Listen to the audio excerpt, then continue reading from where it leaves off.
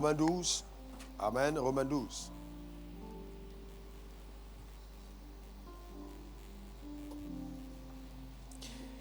Romains au chapitre 12. Versets 1 à 2. On va lire. Je vous exhorte donc, frères, par les compassions de Dieu, à offrir vos corps comme un sacrifice vivant, saint, agréable à Dieu, ce qui sera de votre part un culte raisonnable. Ne vous conformez pas au siècle présent, mais soyez transformés par le renouvellement de l'intelligence, afin que vous discerniez quelle est la volonté de Dieu, ce qui est bon, agréable et parfait. Père, merci de bénir ta précieuse parole. Surtout, d'ouvrir les yeux de notre homme intérieur. D'accorder à chacun d'entre nous la révélation précieuse de ta parole. Enseigne-nous par ton esprit, au Saint-Esprit. Parle à nos vies. Éclaire-nous. Merci au Père d'accompagner ta parole ce matin par la puissance habituelle qui se dégage lors des enseignements que tu donnes au travers du canal que je suis. Guéris, restaure, change radicalement le système de pensée, encourage, élève par ta parole. Je déclare par la foi que personne ne restera la même personne après avoir entendu cette parole. Au nom suprême de Jésus, nous avons prié. Que quelqu'un dise Amen 3 fois. Amen, amen, amen. Vos Amen m'embêtent. Donnez de bons Amen 3 fois. Amen, amen. Tu peux t'asseoir dans sa glorieuse présence. Vous savez, le 16 avril 2015, j'étais dans une rue du 16e arrondissement de Paris et je marchais. Quand j'ai entendu le Seigneur me demander expressement d'enseigner sur les privilèges rattachés à la sainteté. Alors, j'ai organisé mon agenda pour cet enseignement.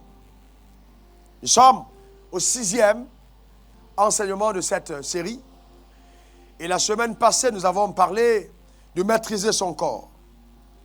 Chaque jour que j'étudie concernant cette série, je découvre des filons précieux de la parole de Dieu, indispensable à l'épanouissement de chaque croyant sur la terre. Ce matin, si je n'apportais pas cet enseignement, l'enseignement la semaine passée aurait été incomplet. Nous avons parlé de maîtriser son corps, mais il est impossible de maîtriser son corps sans dompter son âme. Donc, l'enseignement de ce matin, c'est sous thème « Dompter son âme ». Comment dompter son âme? Bien-aimé, il est impossible de vivre la vie que Dieu veut qu'on vive sur la terre au travers de nos corps mortels sans avoir au préalable dompté notre âme. C'est-à-dire, pris l'engagement de ne pas conformer notre âme à ce siècle présent, mais de transformer, d'être transformé au niveau de notre intelligence, d'accord, par la parole de Dieu. Ça, c'est très important. De soumettre notre âme au travers de ce processus de renouvellement de l'intelligence aux directives de l'esprit, au travers de la lumière de la parole de Dieu. Eh bien, je vais vous dire, ce processus, pour le croyant, est douloureux. Ce matin, nous allons aller dans les eaux encore plus profondes. Vous savez que si vous n'allez pas dans les eaux profondes, vous allez pêcher des poissons de petite taille. Il n'y a qu'en profondeur que la pêche est miraculeuse, véritablement. Quand on trouve de gros poissons. D'accord? Donc on va aller dans les eaux profondes. J'ai un problème avec un concept religieux qui tend à croire que les choses profondes sont réservées aux pasteurs. C'est très faux. Et beaucoup de personnes disent, oh non, ça c'est un enseignement pour pasteur. Non, non, c'est un enseignement pour le croyant. Parce que la profondeur n'est pas réservée simplement au pasteur, mais à chaque croyant. Parce que chaque croyant est un leader dans le domaine de son appel. Chacun doit aspirer à la profondeur. Est-ce que vous êtes avec moi? C'est très important. Et donc nous parlons de dompter son âme. L'âme est pour le croyant ce que le volant est pour la voiture. L'orientation d'une voiture dépend de la direction que donne le volant. L'âme est pour le croyant ce que le gouvernail est pour le bateau. La direction que le bateau prend, c'est exactement la direction que donne le capitaine au niveau du gouvernail. Même si le volant semble être tout petit, mais juste le devient un tout petit peu, peut t'amener à faire une sortie de route dramatique et amener ta voiture à faire un accident qui peut même porter atteinte à ta propre vie. Eh bien, ainsi en est-il de ton âme. La mauvaise gestion de ton âme va provoquer des calamités, des destructions, des dérives terribles à ta propre destinée. Ta destinée prendra les directives que lui donneront ton âme.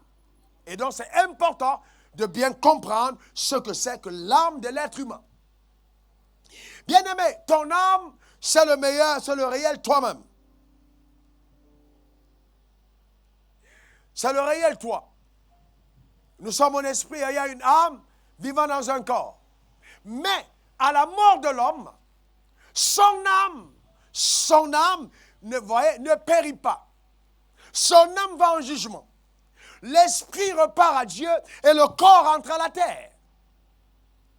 Et c'est pourquoi, étudiant cette parole, j'ai pris le temps d'aller voir tous les textes où Jésus a parlé de l'âme. Et j'en ai sélectionné 3 pour vous ce matin. Premièrement, Matthieu 10, 28. Il dit ceci. Ne craignez pas ceux qui tuent le corps et qui ne peuvent tuer l'âme. Ne craignez pas ceux qui tuent le corps, mais qui ne peuvent tuer l'âme. Craignez plutôt celui, ça veut dire il y a une seule personne, qui peut faire périr l'âme et le corps dans la Genèse, c'est-à-dire dans l'enfer, dans le feu.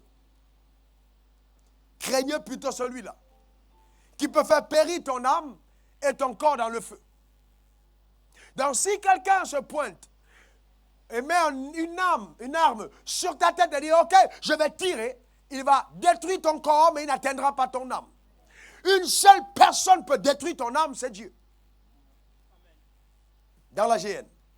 Mais entre-temps, sur la terre, tu peux décider d'orienter ton âme dans les parvis célestes. Ou alors de condamner ton âme au feu éternel, dans la GN. Tout dépend des choix que tu feras sur la terre.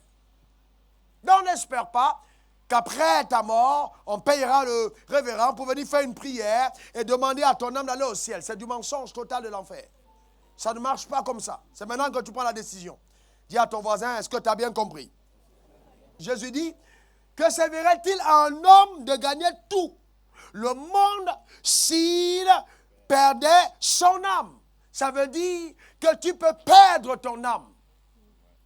Est-ce que quelqu'un m'a compris? Tu peux perdre ton âme. Lève ta main droite et dis, moi je refuse de perdre mon âme. Amen. Donc on peut perdre son âme. Et il dit, que donnerait un homme en échange de son âme? Ça veut aussi dire qu'il y a des choses que nous acceptons de prendre en échange de notre âme. Mais il dit, que donnerait un homme? Ça veut dire que ton âme a plus de valeur que tous les biens de la terre. Que ce soit les maisons, les voitures, que tu sois le président le plus puissant de la terre ou l'homme d'affaires le plus prospère. Si ton âme n'est pas sauvée, aux yeux de Dieu, tu es misérable. Donc, notre âme, selon Dieu, a plus de valeur que toute chose. Et Jésus, dans un autre texte, dit, tu aimeras le Seigneur ton Dieu de tout ton cœur, de toute ton âme. Ça veut dire qu'il veut que notre âme soit engagée dans l'amour de Dieu, de toute ta force et de toutes tes pensées. Vous voyez? Donc Jésus a fait des déclarations très importantes au sujet de l'âme.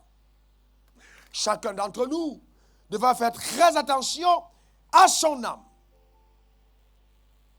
Vous savez, l'âme, c'est le siège de nos pensées, le siège de nos émotions, le siège de nos décisions. Toute décision concernant ta destinée est prise au niveau de ton âme. Et je vais vous dire une chose. En tant que croyant, par la foi, je peux décider de ne jamais être terrassé par la puissance ennemie. Et il sera fait ainsi. Donne-moi le bon amen. Bien-aimé, écoutez-moi très bien. J'enseigne sur la foi, je suis un homme de foi. L'encre de ta foi, c'est dans ton âme. La décision courageuse de ton âme, c'est dans l'âme. Et vous voyez, notre âme a des travers. Notre âme est subtile. Notre âme est complexe. Notre âme peut nous trahir si nous ne prenons pas la résolution de la dompter. Parce que si on te montre ce qu'il y a dans ton âme, oh Dieu, tu te demanderas si c'est de toi qu'il s'agit. Pourquoi? Parce que ton âme, c'est la boîte noire de ton existence.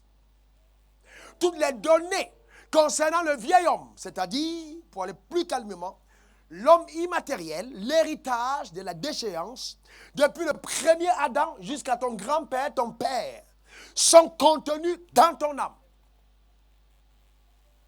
Donc l'héritage du mal, depuis la chute d'Adam, c'est contenu dans la boîte noire de ton âme. C'est pourquoi, voyez un homme comme David, qui était un homme selon le cœur de Dieu, devient un meurtrier. Pourquoi? Parce que dans ton âme, il y a des choses terribles. Tu peux te surprendre en train de faire des choses que tu n'aurais jamais imaginé que tu peux faire. C'est dans l'âme, la boîte noire, à l'intérieur. La Bible dit l'âme de la chair est dans son sang.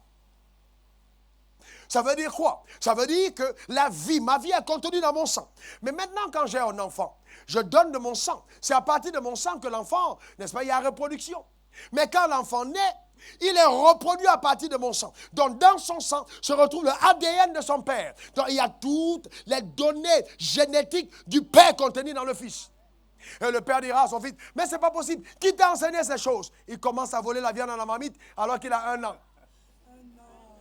1 an, ça dit, je vous dis, un professionnel voleur. À 1 an, il va dans la marmite. Ou alors même à un mois, il est tellement méchant qu'il veut déjà arracher le téton de sa mère. C'est génétique. Est-ce que quelqu'un comprend? Le mal est en lui. On dit, mais d'où ça lui vient? Non, c'est exactement ce que ses parents étaient. Il reproduit ce que ses parents étaient. Il devait la continuité de son père. Vous voyez donc un homme, vous voyez, c'est pour ça que si vous épousez un homme dont le père était polygame, vous allez vous rendre compte que ce gars a des problèmes à être avec une femme. C'est génétique, c'est à l'intérieur. Donc à l'intérieur de son corps, il y a une autre loi qui est contraire à la loi de Dieu qui lui dit, écoute mon gars, tu es venu sur la terre reproduire ce que ton père a été. Et c'est ça, d'accord. C'est dans l'âme de l'homme que sont enregistrées les traditions humaines. La culture est dans l'âme. Vous voyez si vous êtes là tout de suite et qu'on commence à chanter un chant en baoulé, vous allez vous rendre compte que tous les baoulés vont commencer d'une certaine manière. Vous voyez, même s'ils ne veulent pas danser, vous voyez le pied commence à taper comme ça. Qu'est-ce qui se passe? Pourquoi? C'est l'âme, même s'il a grandi aux États-Unis, dès qu'il entend, même s'il n'a jamais entendu, il y a quelque chose qui fait bouger le pied. C'est l'âme qui reconnaît la culture. Rattaché à l'âme, à l'intérieur. C'est génétique. C'est dedans.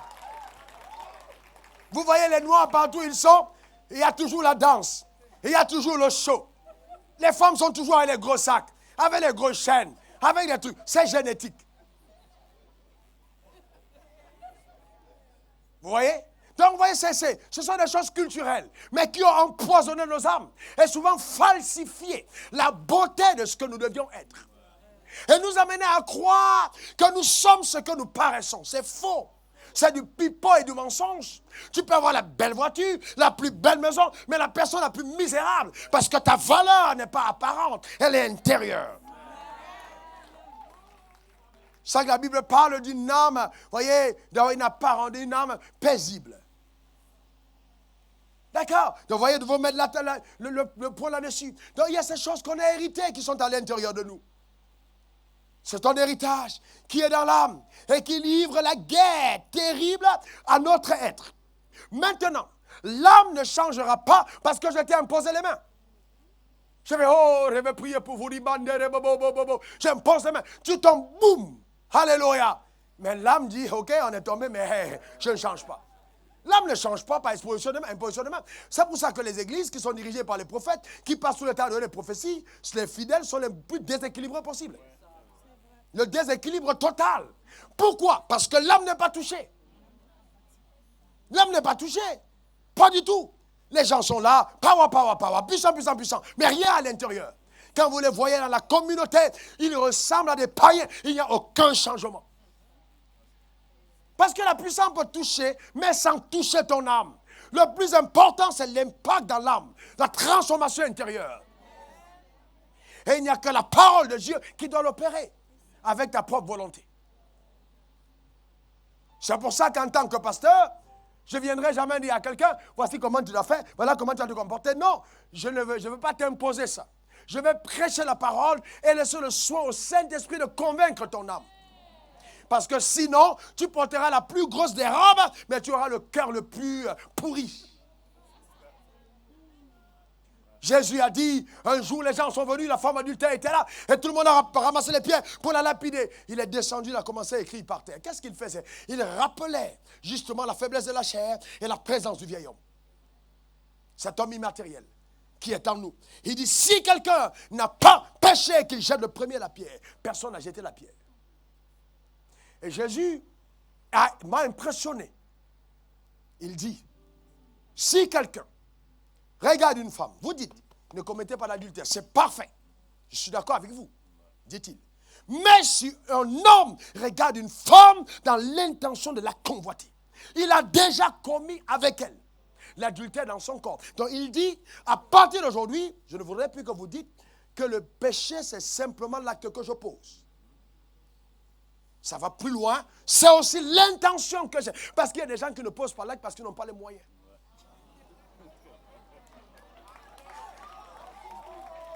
Est-ce que vous savez que péché coûte cher? Vous savez que péché, ça coûte cher? Que même pour pécher, il faut l'argent? Beaucoup de personnes ne savent pas, même le péché coûte cher. Donc il dit, si dans ton cœur, tu as déjà même pensé à le faire et que tu n'as pas pu, alors tu as déjà commis en adultère. Qu'est-ce qu'il fait? Il redéfinit le péché. Le péché n'est plus l'acte que je pose simplement. Mais c'est aussi d'abord, premièrement, la puissance qui est en moi qui me pousse vers le mal. Est-ce que vous voyez la différence? La puissance qui est en moi qui me pousse vers le mal. Si vous êtes honnête, il y a des moments où vous vous sentez poussé vers le mal. D'accord? C'est quoi? C'est le vieil homme. Tu sors de l'église et une puissance te pousse vers le mal. Et certains d'entre nous pensent, oh Dieu, non, je ne vais jamais y arriver. Je suis maudit, je suis possédé. Non, bien aimé, tout le monde a ses problèmes. Vous voyez, poussé vers le mal. À l'intérieur, c'est le vieil homme qui dit, nous allons continuer de faire ce que nous faisions avant. Et alors, les remèdes, avant de continuer sur ça, les remèdes, pour pouvoir dompter ton âme totalement, premièrement, le premier remède, là, il est essentiel d'affectionner la parole de Dieu. Aimer la parole. Au commencement était là, parole. Aimer la parole de Dieu.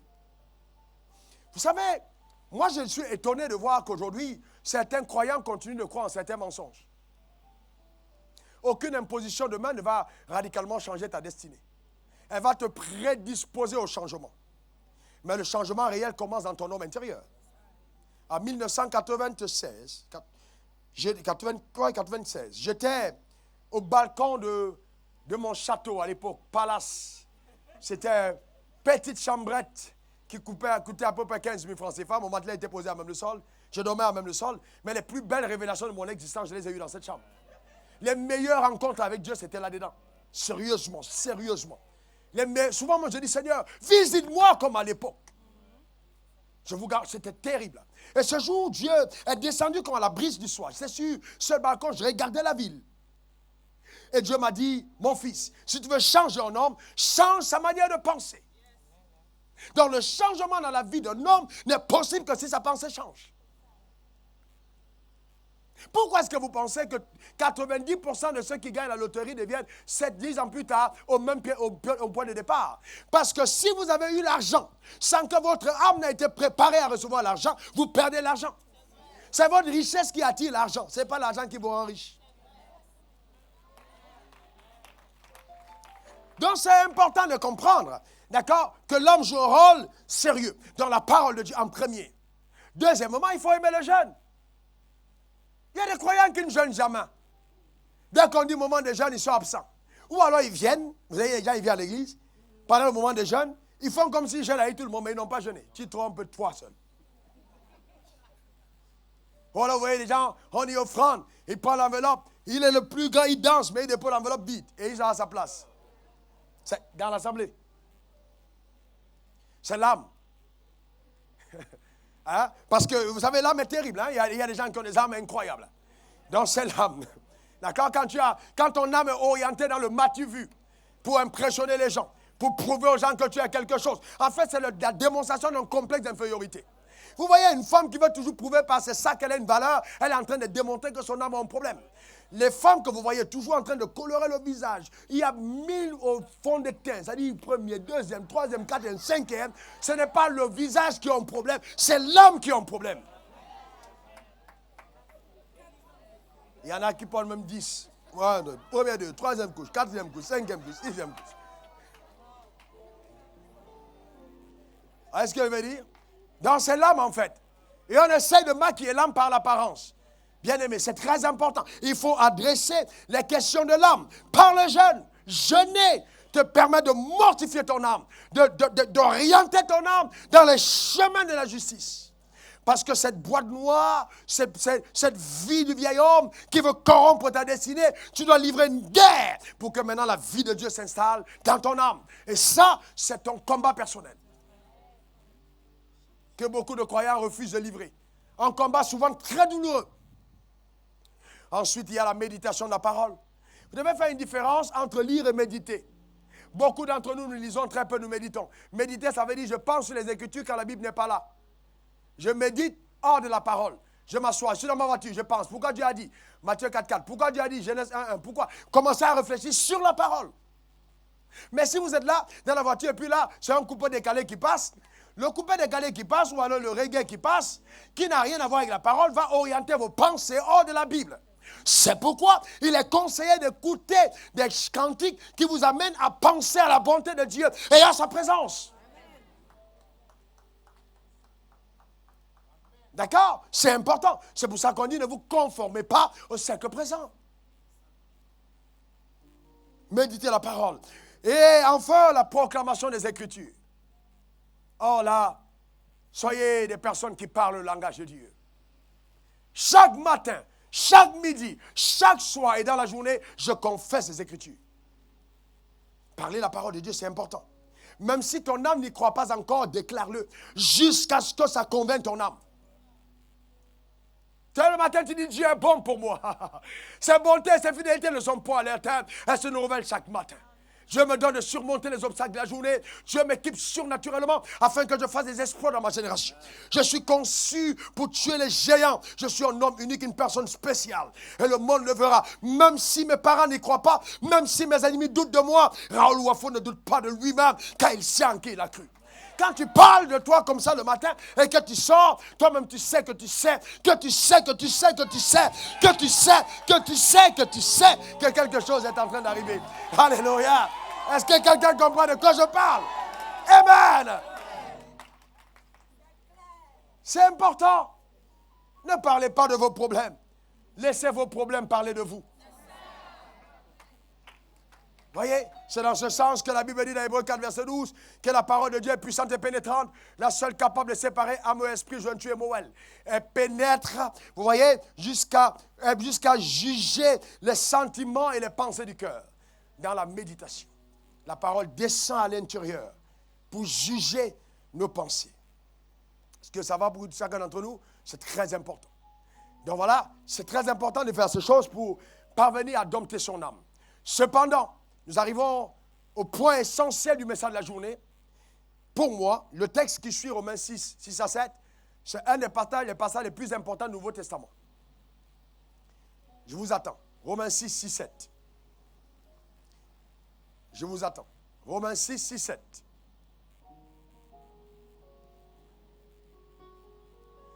Vous y êtes? Il est écrit, sachant que notre vieil homme a été crucifié avec lui. Avec qui? Avec qui? Très bien. Il dit, notre vieil homme a été crucifié. Je vous pose une question. Est-ce qu'un crucifié vit encore?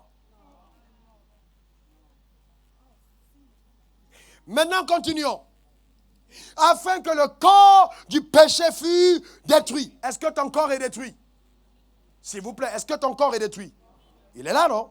Mais tu peux avoir un corps de péché détruit. C'est-à-dire, ton corps est flétri. Le corps du péché est réduit à l'inutilité. Il ne peut plus agir. Et ce corps nouveau devient un instrument de justice pour Dieu. D'accord? Et la Bible dit, pour que nous ne soyons plus esclaves du péché. Donc, en ce qui concerne le péché, il y avait une question d'esclavage. Demande à ton voisin, esclave ou libre? C'est le titre d'un message. Esclave ou libre? Amen. Demande à ton réponds à ton voisin, esclave ou libre? Amen. C'est très important. D'accord, Jésus a dit, celui que le Fils a forgé est véritablement libre. Donc, on a une liberté par rapport au péché. Car celui qui est mort, est libre du péché. Maintenant, suivez-moi attentivement. Il y a trois éléments. Premièrement, le vieil homme. Deuxièmement, le corps du péché. Troisièmement, il y a trois éléments. Il y a le vieil homme, il y a le corps du péché, il y a le péché. Donc, ce texte résume vraiment la question, justement, de la marche dans la liberté avec Christ. Je voudrais que trois personnes viennent. Je vais vous montrer quelque chose. Une femme et deux hommes. D'accord. All right, d'accord. Bon, regardons ceci.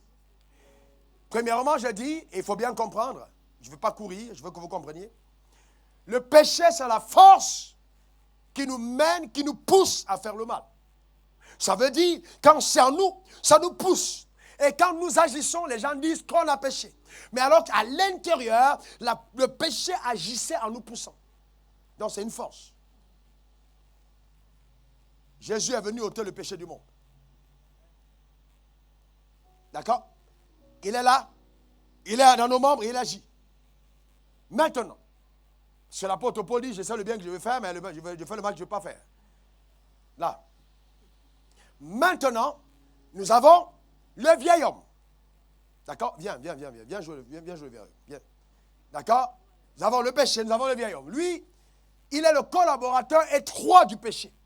Alors, c'est le péché qui lui a donné l'égalité d'existence. C'est parce que le péché est entré que le vieil homme a été constitué. Adam n'avait pas de vieil homme. Adam n'a jamais...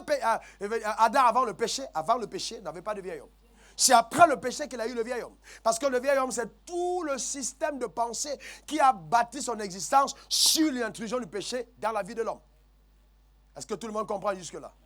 Par vos visages, je comprends, vous n'avez pas bien compris. Ça, c'est la puissance du péché. Ça, c'est le vieil homme. Ça, c'est la puissance du péché. Ce vieil homme est immatériel. C'est-à-dire, il vit en toi, mais il n'est pas physique. D'accord? C'est immatériel. C'est exactement ce qu'était ton père, ta mère, etc. Vous voyez, vous trouvez une fille de 12 ans en train de se masturber.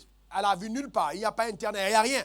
Mais il y a sa main qui va quelque part. Ça, c'est à l'intérieur, de par le vieil homme, d'accord, au travers du péché, que ça agit dans les membres. C'est la loi est en elle, ce n'est pas à l'extérieur. Donc, si vous voulez régler le problème par l'extérieur, vous n'allez jamais le régler parce que le problème est intérieur. Donc, si je m'enferme dans une salle, j'ai dit non, dans tous les cas, je suis enfermé, je ne vais pas pécher. Même dans la salle, sans une personne, je peux faire entrer l'image de quelqu'un et pécher avec la personne. Maintenant, tout le monde a compris. Alors là, nous avons le vieil homme. Maintenant, quand je suis né de nouveau, j'ai l'homme nouveau, créé selon Christ qui vient maintenant là. Et le vieil homme, la Bible dit, il a été crucifié à la croix. Donc, quand Jésus est allé à la croix, il a pris mon vieil homme et il est mort avec lui à la croix. Donc, c'est pour ça que Colossiens 2, verset 12 dit, je suis enseveli avec lui et je ressuscite avec lui à nouveauté de vie. Donc, quand je vais dans les eaux de baptême, boum, le vieil homme reste dans l'eau. Quand je sors, c'est un autre homme. Mais là, c'est par la foi. Quelqu'un dit par la foi. Encore par la foi. Vous voyez, donc si tu ne sais pas que cela a eu lieu, tu ne comprendras pas que le vieil homme est mort. Et tu auras cherché la résurrection du vieil homme alors qu'il n'est plus là. Il est mort. Normalement, il est détruit. Mais là, c'est par la foi. Il faut une révélation. Quelqu'un dise révélation. Encore la révélation. Justement de sa crucifixion. Donc quand le péché agissait avant, le vieil homme était là, le péché envoie sa puissance. La puissance terrorise maintenant le corps. Et dans la convoitise du corps, le corps commet le péché. Mais ça vient de la puissance. C'est pour ça, vous voyez les gens, c'est comme si on dit il est possédé. C'est la puissance du péché qui le pousse à l'action. Comme s'il ne sait pas ce qu'il fait. Il est poussé, il n'arrive pas à dire non. Maintenant qu'il est né de nouveau et qu'il vient, il n'est plus là, l'homme nouveau essaie de pousser. Mais voilà, l'homme nouveau est tellement fort que même avec son doigt, il maîtrise le péché. Il reste calme. Ta question a été résolue. Non, on va aller fumer. Non, on va en boire de nuit. Non, on va chercher les femmes. Non, il reste calme. Reste calme. Ça ne veut pas dire qu'il n'est pas là. Il y a une pression. Mais l'homme nouveau prend sa force et le maintient. Mais si cet homme nouveau est affaibli, ne jeûne pas, ne prie pas, ne lit pas la Bible, il va devenir faible et finalement le péché va le pousser, il va tomber parce qu'il n'a plus de force. Il puise sa force dans la communion et la présence de Dieu. Est-ce que quelqu'un a compris de quoi je parle? Vous voyez qu'il y a des choses que vous faites, mais le jour où vous jeûnez, vous priez, vous dites non, vous avez une force. Le nouvel homme est fort parce qu'il vit de la parole. Donc vous pouvez avoir 1,75 m, mais avoir 3,75 m dans l'esprit. Vous êtes un costaud et géant à cause de votre homme intérieur. Donc il bloque la puissance du péché. D'accord? Et c'est donc comme ça que la liberté est donnée au corps qui n'est plus nourri par le péché. Donc il flétrit. Il n'a plus de péché. Il sèche en termes de péché. Et il reprend vie en termes de justice. Parce que maintenant, le nouvel homme utilise le corps pour faire les choses de Dieu. Donc le corps de péché est détruit et le corps de justice réapparaît. C'est ça en fait. Donc maintenant, on va dire, oh, mais c'est pas cette sœur-là, je la connais, c'est une fille, oh, c'est une Janjou, c'est pas une fille correcte, c'est une... Voilà, mais on dit non, elle a changé. Oh, ok, elle a changé comment? Je la connais, on la connaît ici, Joe. Le vieil homme est mort. Et elle commence à briller. Et quand le nouvel homme entre dans un corps, il commence à dégager la justice, même les traits changent. Vous n'avez plus besoin d'aller faire chirurgie esthétique. La parole de Dieu entre à l'intérieur et commence à faire briller le visage. Parce que Hébreux 4, verset 12 dit, il pénètre les jointures et les moelles. Il te donne des vitamines nouvelles. Je suis plus jeune que quand j'avais 22 ans. Regardez mon visage. La parole de Dieu agit à l'intérieur. Est-ce que quelqu'un comprend de quoi je parle? Je déclare sur ta vie une saison nouvelle et particulière par la parole de Dieu. Quelqu'un dise Amen. Quelqu'un dise encore Amen.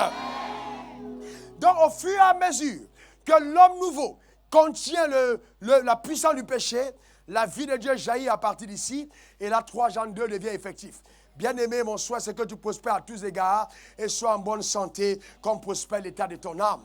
À partir de ce moment, tu ne pries plus pour l'argent. Voilà. Oh, papa, devant l'argent. Oh, papa, devant... Non, la Bible dit que c'est les païens qui les recherchent. Mais vous, cherchez premièrement le royaume des cieux. Quand vous les cherchez avec la justice, tous les biens vous sont accordés à cause du rayonnement de la vie que vous dégagez dans votre génération. Je prophétise sur ta vie une saison nouvelle et particulière par la présence de Dieu à tes côtés. Au nom suprême de Jésus. Donne-moi un très bon amen. Donne-moi encore meilleur amen. Alléluia. Et vous voyez, quand la Bible dit dans Romains, la création soupire après la révélation des fils de Dieu, ce n'est pas ceux qui vont à l'église. La création soupire après la révélation de ceux qui comprennent ce principe et coopèrent après avec lui. Alors la création s'en va à leur côté pour dire, tu es notre maître, nous voulons te servir. C'est incroyable, n'est-ce pas? Et c'est là la vraie foi. Hier, nous avons reçu des gens au Pullman et j'ai oublié même que ça m'avait coûté de l'argent. Je n'ai pas prié pour ça, pour demander à Dieu, donne-moi l'argent pour. J'ai dit non, je veux offrir un déjeuner à des personnes, aux collaborateurs de qualité, et puis on a payé. Hier, je suis à ma voiture, et c'est ma femme qui me conduisait, quelqu'un m'appelle. Révérend, où je te cherche? Je dis, écoute, je m'en vais. Il dit, il faut que je te voie. Il y avait eu 2 appels en absence la veille à 23h. J'ai dit, ok. Il trouve moi au Pullman. Il arrive à l'église, il dit, je suis à l'église. Il dit, non, je suis au Pullman. Il prend sa voiture, il arrive au Pullman. Je termine la première session, je descends le pupitre, il sort une enveloppe. Quand ça touche ma main descend un tout petit peu. Ça dit, c'est l'enveloppe qui pèse. La main descend. Il me dit, c'est 700 000. Il fallait que je te le donne aujourd'hui. Et puis je commence à sourire. Je tiens sa main, je prie. Et puis je le dépose. Et puis on continue l'enseignement. À la fin, j'ai dit, ok, si Dieu vous met à cœur de donner quelque chose, il n'y a pas de problème, mon panier. Exactement le montant dépensé pour le paiement. Le même montant se retrouve dans le panier. Exactement. Sans manipulation, sans non, rien, exactement. Pourquoi? Parce que l'Éternel connaît tes besoins et quand tu fais ce qui lui est agréable, il te donne ce que ton cœur n'a même pas désiré, mais qui est utile à ton épanouissement sur la terre. Je déclare sur ta vie des percées spéciales dans des domaines précis de ta destinée. Dis Amen. Donne-moi un bon Amen. Ce n'est pas normal que tu quittes cette terre comme tu es né de ton père. Non, non, non, non, non, non, non. Le rêve que ton père a eu de toi est inférieur à ce que Dieu est en train de faire. Tu vas étonner tes semblables. Ton passé est trop peu, trop petit par rapport à ton avenir. Quelqu'un dise un bon Amen. Alors dis-moi encore un bon Amen. Qu'importe ce par quoi tu passes et traverses, le Dieu que je sers est au-dessus des défis. Amen. Ne servons pas un Dieu de la religion. Un petit Jésus cloué sur la croix et qui regarde les gens venir à l'église sans leur dire bonjour. Ce n'est pas de ça qu'on parle ici. Est-ce que vous comprenez? Ou une mère qui est toujours en train de porter son enfant qui n'a jamais cessé d'allaiter. Ce n'est pas de ça qu'on parle. On parle du ressuscité. On parle de celui qui est assis à la droite de Dieu. On parle de celui qui intercède pour nous jour et nuit. C'est de ça qu'on parle. Ce n'est pas la religion, c'est la vie. Dis, je vivrai. Parce qu'il vit. Dis-le encore, je vivrai. Parce qu'il vit. Amen. N'est-ce pas important? Il a payé le prix. Donc on a besoin de révélation. Écoutez cette phrase que le Saint-Esprit m'a donnée. Je revenais d'Asie récemment. Là en janvier. Il m'a dit, la fin de chaque vie, de toute vie, c'est la croix. La fin de toute vie, c'est la croix. Ça veut dire que ne prétendons pas que Jésus est mort à la croix et que nous n'avons pas apporté de croix. La fin de toute vie, c'est la croix. Et ça m'a rappelé une parole qu'il m'a donnée il y a environ 2 ans. Je veux que tu meurs avant ta mort. Je veux que tu meurs avant ta mort. Ceux qui me côtoient savent que là, je suis déjà mort. Et c'est quand je suis mort que j'ai découvert qu'il n'y a pas de vraie vie sans la mort. Les gens qui ne sont pas morts en eux-mêmes ont trop de problèmes. Dès que tu marches un peu, c'est « Oh, pourquoi tu m'as piété? » Oh, non, il est trop rempli de toi. Il faut mourir à toi-même. Jésus dit, si quelqu'un veut venir après moi, qu'il renonce à lui-même. À mes ambitions, à mon ventre, à mes projets. Mais sinon, qu'est-ce que Dieu pense de toi? On est trop égoïste. Les gens viennent à l'église, pas pour servir Dieu, mais pour se servir de Dieu. La preuve, les soirs où j'organise les soirées spéciales de visitation, c'est plein jusque sur le goudron de l'autre côté. Mais le soir, on va prier. Les mêmes personnes ne viennent pas parce que les gens se servent de Dieu. C'est comme un talisman. Je veux avoir une percée. Mais notre âme n'est pas attachée à Dieu. Vous voyez? On veut réussir sa vie. Mais c'est quoi réussir sa vie? Sans Dieu, il n'y a pas de réussite. Donc, c'est important. Et vous voyez, je vais vous lire un texte très profond des Écritures. Il est écrit dans Luc 14, versets 26 à 27. Si quelqu'un vient à moi, et s'il n'est pas son père, sa mère, sa femme et ses enfants, c'est fort, hein? Son père, Luc 14, versets 26 à 27, son père, sa mère, sa femme, ses enfants, ses frères, ses sœurs, et même sa propre vie, il ne peut être mon disciple. C'est pas ce que Jésus a dit. Il dit, quiconque ne porte pas sa croix, vous voyez, la fin de toute vie, c'est la croix, et ne me suit pas, ne peut être mon disciple. Ça veut dire quoi? Dieu ne permettra jamais que l'amour, l'affection que tu as pour ta mère, pour ton père, pour ta femme, soit au-dessus de l'amour que tu lui portes. Donc pour lui, il doit être la première personne que tu aimes. D'abord Dieu. Est-ce que quelqu'un me comprend? D'abord Dieu. Et les choix de ma vie sont des indicateurs de mon amour pour Dieu. Qu'est-ce que tu choisis dans la vie? Quelles sont les choses que tu aimes dans la vie? Ça montre si tu aimes Dieu ou pas. D'accord? Donc c'est important de comprendre ces choses. Donc Dieu ne veut pas que le croyant soit influencé par ses propres pensées, mais par la pensée profonde de Dieu. Je priais en Sierra Leone pour ma destinée. Je crois que c'est en 1997. J'étais en train de crier à Dieu. Montre-moi où aller. Je me suis enfermé, je parlais en langue. Ça a duré plus de 4 jours, plus de 4-5 jours. Tous les jours, je parlais en robabababababababa, robababa, tous les jours. Je ne voulais pas rater le territoire où Dieu m'envoyait. Je savais qu'il voulait que j'aille en mission, mais je voulais savoir où. Et donc, avant de me dire Côte d'Ivoire, il m'a dit, avant que je ne t'envoie en mission, je veux faire une alliance avec toi. J'ai dit, oui, Seigneur. Il dit, organise les funérailles des membres de ta famille maintenant. Et puis, je vais t'envoyer. J'ai dit, pourquoi? J'ai demandé comment. Il dit, maintenant, considère que tous les membres de ta famille sont morts. Vous savez, si vous ne connaissez pas Dieu, vous pensez que c'est le diable. Et quand vous lisez ce texte, vous comprenez que c'est Dieu. Je suis choisi dans ma famille comme le successeur de mon père. Et le successeur de toute la grande famille. Dieu savait ce qui arrivait. Mon père était encore en vie. Mais il dit, maintenant, il faut que tu organises les funérailles des membres de ta famille. J'ai organisé les funérailles. J'avais déjà vu mon père sauvé par mon ministère. Ma mère continuait à ne pas être sauvée. Quand j'ai organisé les funérailles, j'ai pleuré dans ma chambre. Je sentais comme un poids qui quittait mon être. Et là, le Seigneur m'a dit, j'ai dit à Dieu, maintenant papa, je demande une seule chose, qu'aucun des membres de ma famille ne meure sans te connaître. Il m'a dit, j'accorde. Authentique histoire. Une semaine après, ma mère regardait la télé et puis elle était frappée par un message. Elle a commencé à pleurer sur ses péchés. Qu'est-ce qui s'était passé? L'alliance bâtie avec Dieu en Sierra Leone a touché une femme perdue et égarée au Cameroun. Elle s'est convertie.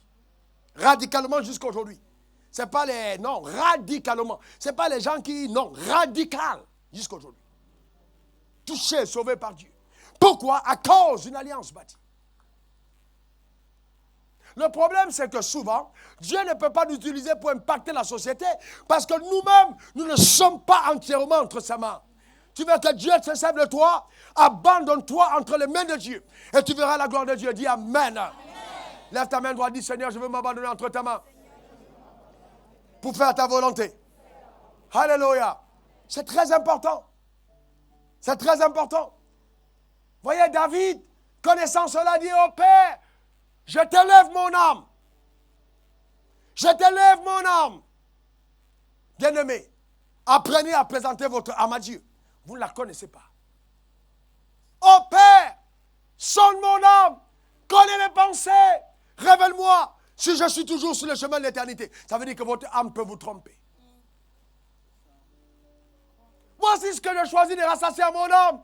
Les bontés et la fidélité de Dieu ne sont point dans leur terme. Ça veut dire que ton âme peut te pousser à la déviation, à l'amertume. Si tu ne prends pas le soin de la dompter et la garder dans les voies de Dieu. Vous savez, beaucoup d'entre nous, nous aimons les choses éclatantes, extraordinaires, sans que le travail profond ait été accompli à l'intérieur. Et c'est pour ça que vous avez des serviteurs de Dieu remplis et imbus de leur chair. Parce qu'ils n'ont pas été, le traitement de l'âme n'a pas été accompli. J'arrive dans les assemblées, vous voyez là, vous êtes là, et l'homme de Dieu arrive, mesdames et messieurs, levez-vous. On acclame, papa Zambé, papa Zambé. Et puis les gens, j'ai dit, mais c'est pas possible. Et il y a les gens, non, c'est de l'idolâtrie. Vous ne pouvez pas arrêter l'adoration à Dieu pour célébrer un homme. C'est de l'impiété. C'est de l'absurdité. Et vous savez, les hommes ont échoué dans la vie et ils pensent qu'ils vont réussir dans l'église. Dieu ne t'a pas fait serviteur pour prendre la revanche sur la vie. Parce que j'allais pas marcher dans la vie. Maintenant, tu as ton territoire, tu perds le boss. Hé, Gabriel, pourquoi tu m'appelles Gabriel? Appelle-moi le bishop Gabriel, le révérend Gabriel. Bien aimé, quand Dieu t'appelle, mais ni bishop, ni révérend, ni pasteur, il t'appelle par ton nom. Dans ton acte de naissance, il n'y a pas pasteur, bishop, apôtre. On ne t'appelle pas ton nom. D'ailleurs, on est frères. Frère. Alléluia. Si tu ne peux pas être frère avec quelqu'un, comment tu vas devenir pasteur? Est-ce que vous comprenez de quoi je parle? Et il y a des gens qui imposent même à leur femme, hey, appelle-moi bishop, appelle-moi bishop, appelle-moi bishop. Comment ta femme va t'appeler bishop? C'est quelle histoire vous êtes en train de faire là? Je ne comprends pas. Et c'est la sorcellerie. Oh, tu ne sais pas que je suis le chef. La Bible dit, celui qui veut le plus grand parmi tous, qui soit le serviteur de tous. Donc ça veut dire que c'est toi qui dois serrer les chaussures de ta femme, nettoyer ses habits, repasser. Si tu veux être ton boss, il faut la servir ta femme. Un jour, je prêchais comme ça, et puis un homme guindé comme le tapioca qui gonfle, a dit, je ne ferai jamais ça. Dieu dit, ok, je vais te montrer que je suis Dieu. Vous savez, c'est pas comment. Vous connaissez le tapioca? Quand vous mettez un peu de ou comme la mousse, alors qu'il n'y a rien au fond. Ah, dis à ton voisin, moi je sais qui je suis. Encore dis à ton voisin, je sais qui je suis. Bien-aimé, je vais vous dire, dans le processus du travail, de renouvellement de votre intelligence, Dieu va vous faire passer par des épreuves terribles. Je me rappelle, vous savez, souvent certains d'entre nous n'aiment pas la croix. Hein? On n'aime pas la croix. J'ai commencé le ministère avec 20 000 de salaire. J'ai commencé à Abidjan en 1999 avec 15 000 francs CFA de salaire. Je dormais chez les réfugiés. Quand il pleuvait, je m'asseyais sur la fenêtre. Dieu me rendait visite dans la chambre. Je parlais avec Dieu. Mais ma situation était la même. Et il m'a même dit, et ce qui était terrible, je prêchais la parole. Les colonels tremblaient. On m'amenait prier pour des ministres qui étaient guéris. Mais il m'a dit, ne demande pas un centime. Ne parle pas de ton problème. Quand je termine, je m'en vais. À un certain moment, j'ai eu l'impression que Dieu ne m'aimait pas. Sérieux, j'ai dit, Dieu, je n'arrive pas à comprendre pourquoi tu ne m'aimes pas. Vous comprenez? Mais je n'avais pas compris ce que Dieu faisait. Toutes les personnes qui s'attachaient à moi, qui devenaient mes amis, étaient des gars qui ont fait faillite. Un jour, j'ai pris un moment de jeûne. De 3 jours, j'ai dit, Dieu, je dois être maudit. Et ce jour, Dieu m'a dit, non, l'onction qui est dans ta vie est une onction de restauration. Donc quand je t'envoie les pauvres, c'est pour que tu prennes soin d'eux, pour qu'ils redeviennent riches. Ne cherche pas les hommes riches. Cherche les hommes qui ont potentiel de devenir riches. Bâtir, investir dans leur vie. C'est ce à quoi je t'ai appelé. Un jour, j'ai quitté ce concert à pied, je suis arrivé au carrefour d'un camp. En plein midi, sur le soleil, à pied. J'ai commencé à pleurer, à chaudes larmes sur la rue. Sérieux, je pleurais. Je pleurais. Et puis, j'entends une voix qui me dit, tu n'es pas seul. Je savais que c'était Dieu. Mais c'était difficile. Très difficile. Très, très, très difficile. La persécution avait atteint un niveau où le diable t'a dit, écoute, va te pendre. Meurs, tu n'as plus besoin de vivre. Meurs, c'est pas. Dieu ne t'aime pas. Tu es inutile. Et Dieu me dit, n'en parle à personne. Et il m'a dit ce jour, mon action sera ta réaction. Toi, tu gardes le silence et tu observes. Je pensais que c'était le lendemain que Dieu allait faire atterrir un coffre-fort chez moi rempli d'argent, une maison. Mais Dieu, ça ne s'est pas passé le lendemain. Non. Mais il a travaillé dans l'âme, sérieusement. Sérieusement. Un jour, je me rappelle, je suis allé prêcher l'évangile quelque part. Et j'ai passé le temps dans la prière, comme c'est ma coutume. Et je suis allé parler de Dieu. Ce jour, j'ai dit à Dieu, papa, je t'en supplie. Ce n'est pas pour l'argent, mais je t'en supplie. Je connais mon ami. Je le connais. Quand on va terminer, là, il ne va rien me donner. Je vais payer le loyer, j'ai fait tout ça. J'ai dit, je connais mon ami. Je connaissais mon gars. Mais on était amis pour autant. Donc, il m'a dit, OK, je t'ai compris. Et j'ai dit à Dieu, tu as dit, le ouvrier mérite son salaire. Donc, il faut que j'ai un salaire. Je ne m'avais pas prêché l'évangile, il faut quand même que j'ai de quoi payer mon loyer. Et le Seigneur me dit, ne quitte pas l'église. Quand tu termines, attends sur place, j'enverrai quelqu'un te donner l'argent. Et donc, je devais tester mon âme pour voir si j'étais obéissant. J'ai terminé le culte. Le pasteur me dit, OK, on s'en va, on va fermer le portail. J'ai dit, pasteur, Dieu m'a dit qu'il enverrait quelqu'un. L'église se vide, tout le monde s'en va. Je suis resté juste avec la personne qui m'accompagnait. On avait garé une vieille voiture à l'intérieur et on attendait. Je regarde ma montre, 30 minutes s'écoulent. Près de 40 minutes plus tard, personne n'est à l'église. J'ai dit, Dieu, j'attends la personne. Et puis j'entends pim, pim, pim, pim, pim. Quelqu'un sonne à l'extérieur. Une dame revient, gars, son cœur bat. Elle me regarde, elle dit, pasteur, ma faute, tu es là. J'ai dit, ah, c'est toi que j'attendais? Authentique histoire. Elle dit, oui, Dieu m'a demandé de venir te voir. Le même jour, elle m'a signé un chèque de 4,5 millions. En disant, je prends soin des 2 prochaines nuits des oracles que tu vas organiser. Payé à l'avance. C'était terminé, c'était une autre saison. Je déclare sur ta vie que cette année, la saison sera différente. À cause du changement de ta mentalité, Dieu te donne d'opérer dans une nouvelle dimension à cette nouvelle saison au nom puissant de Jésus. Donne-moi un très bon amen. Donne-moi un très bon amen. Ton passé ne sera pas comme ton présent et ton présent pas comme ton passé. Parce que Dieu t'amène dans une gloire nouvelle et ouvre de nouvelles portes pour ta destinée au nom de Jésus. Donne-moi un meilleur amen. Il faut aimer Dieu et le servir. Alléluia. C'est important. Tu ne peux pas servir Dieu et Dieu ne te sert pas de tout ce dont tu as besoin. Aujourd'hui, je ne manque de rien. De rien du tout. Un jour, j'étais assis dans ma chambre avec ma femme et on parlait. J'ai dit, OK, je vais te montrer quelque chose. Sorti tout, les comptes, etc. Et assis ici aux États-Unis, il y a ça. On a sorti tout. Ça, il y a plein d'années en arrière. Les larmes sont sorties de ses yeux. Elle m'a demandé, mais comment tu fais pour continuer d'aimer Dieu, continuer de prier, continuer de jeûner, continuer de veiller, alors qu'il y a tout ça. Mais Dieu m'avait circoncis le cœur. L'argent n'était plus jamais le Dieu de mon âme. Donc, il faut prendre la résolution de si. Le problème n'est pas l'argent, le problème c'est ton cœur. Le problème n'est pas la bénédiction, c'est ton cœur. Il faut que ton cœur soit transformé. Et vous voyez, quand vous aimez Dieu, même à l'église, dès qu'on chante, oh, il est bon et merveilleux. Quand ton âme aime Dieu, les gens qui aiment Dieu, vous sentez tout de suite, ils vont dans une autre dimension. Mais les charnels sont là, Joe, comment tu vas? Comment était ton week-end? Joe, hein? Ils causent là pendant qu'on est alléluia. La présence de Dieu ne leur dit rien, du tout. Les professionnels dans la religion. Ça fait 15 ans que je suis à l'église, papa, je crois que non, ce n'est pas une question de 15 ans. Combien de temps la parole a eu de l'impact dans ton cœur? C'est ça qui compte. Et vous savez que vous pouvez être surpris de voir votre âme aller contrairement aux voies de Dieu. Allez demander à David. David a jeûné et prié contre la volonté de Dieu. J'ai vu des gens en retraite. Horibababa, horibababa. Père, tu as dit que quand on va arriver à Canaan, on va trouver les occupants sur le terrain. Je sais que cet homme est marié, mais c'est mon mari. Robababa, je prends autorité. Je vais tuer les Amalécites. Je vais tuer les pharisiens. Je vais tuer Robababa. 7 jours de jeûne, 21 jours de jeûne pour posséder ce que Dieu a défendu. Bien-aimé, je veux te dire une chose. Même si tu as engendré un fils dans le péché, ce fils ne vivra pas longtemps devant ta face. Quelqu'un dise Amen.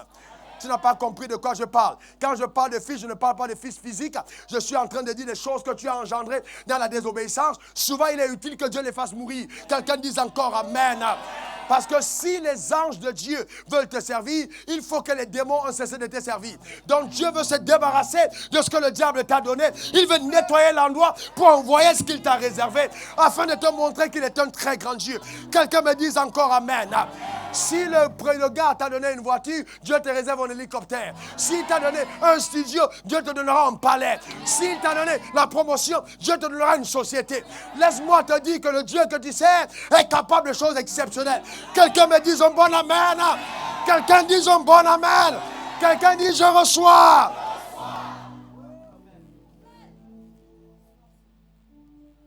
On dit à David, par le prophète Nathan, le fils de la femme d'Uri doit mourir. David, il prend un moment de jeûne, se couche par terre. Il était roi. J'aime David. Il était roi. Il dort à même le sol. Il dit à ses serviteurs, je vais prier, jeûner pour que Dieu intervienne. Bien-aimé, il y a des moments où quand le ciel ne peut plus entendre tes cris, associe tes cris à un jeûne. Il pleure un jour, il pleure 2 jours, il pleure 3 jours, il pleure 4 jours. Le 7e jour, on lui dit, David, c'est plus la peine. Il regarde ses serviteurs et voit comment ils sont en train de murmurer. Tout le monde avait peur de venir lui dire, il est mort. Parce que Dieu, tu ne sais pas comment le roi va réagir. Peut-être va dire, tu es celui qui m'a annoncé la nouvelle, donc personne ne veut lui annoncer la nouvelle. Et après, finalement, il demande, est-ce qu'il est mort? On dit oui. Mais vous voyez, David pleurait pour le fils. Dans toute la Bible, pasteur Denis, je n'ai jamais vu un homme qui crie à Dieu pour un enfant.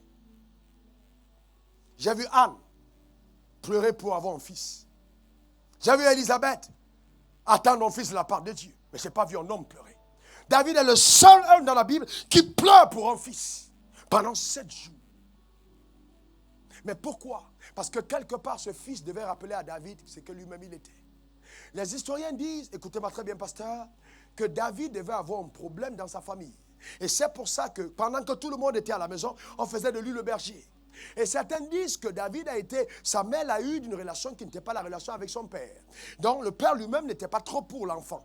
Donc l'enfant était toujours mis de côté. Mais la même chose était arrivée à Jésus. Jésus est né du Saint-Esprit, ses frères sont nés de Joseph. Quand ils étaient à table, c'est pas sûr que Jésus était traité de la même manière que les autres frères. Parce que les autres frères étaient en conspiration peut-être contre lui. Peut-être que dans ta famille, les gens t'ont rejeté, les gens considèrent que tu n'es pas bien né, que par exemple ta place que tu as n'est pas la meilleure. Mais Dieu dit, la pierre qu'ont rejeté les bâtisseurs est devenue la principale des larmes. Bien-aimé, si les hommes t'ont rejeté, Dieu ne te rejettera jamais. Il te positionnera là où tu dois être. Quelqu'un dise amen. Quelqu'un me dise un bon amen. Il faut attacher son cœur aux valeurs de Dieu. Il faut attacher ton cœur aux valeurs de Dieu. Et ne jamais te surprendre en train d'insister d'avoir de Dieu ce que Dieu défend. Car Dieu sait ce qui est meilleur pour toi. Réoriente ton cœur dans les voies du Seigneur. Réoriente ton cœur pour la volonté de Dieu. Et sers Dieu avec ton âme. Aimons l'humilité. Aimons la simplicité. Aimons la douceur. Aimons la justice. Aimons la paix. Aimons l'amour. Aimons les choses précieuses d'en haut. Parce qu'elles sont incontournables pour mener une vie épanouie sur la terre. Est-ce que quelqu'un est avec moi? Le ciel ne te refusera rien si ton cœur a totalement cédé entre les mains de Dieu. Et ça, c'est toi qui décides. Ton âme, tu en es le seul maître ou la seule maîtresse. Je voudrais voir debout les personnes qui disent aujourd'hui, je ne laisserai pas le soir mon âme de continuer de diriger ma destinée. Je veux dompter mon âme, je veux maîtriser mon âme, je veux conduire mon âme dans les voies du Seigneur. Lève-toi dans la présence de Dieu. Je suis la première personne debout parce que moi aussi je vais crier à Dieu pour mon âme. Est-ce que quelqu'un comprend de quoi je parle ce matin? Alléluia, commence à lever ta voix vers le trône de Dieu et dis Dieu, voici mon âme. Dieu agit dans mon âme, Dieu agit dans ma vie. Et lève ta voix vers le trône de Dieu, parle à Dieu maintenant. Parle à Dieu ce matin, parle à Dieu ce matin.